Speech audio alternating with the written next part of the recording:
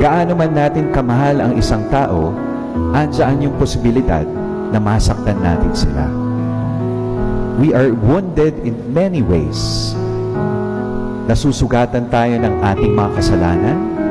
Nasusugatan tayo dahil marahas at malupit ang mundo na ating ginagalawan.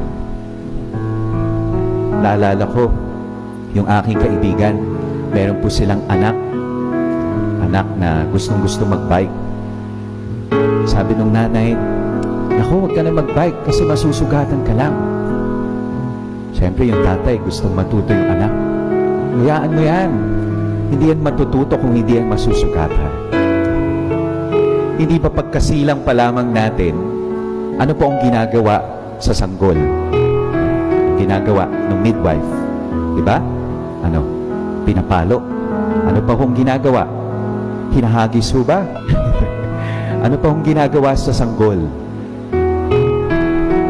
The midwife cuts the umbilical cord that separates the baby doon sa nanay.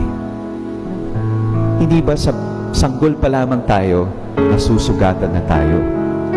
It's a symbol, it's a reminder that we live in a wounding world.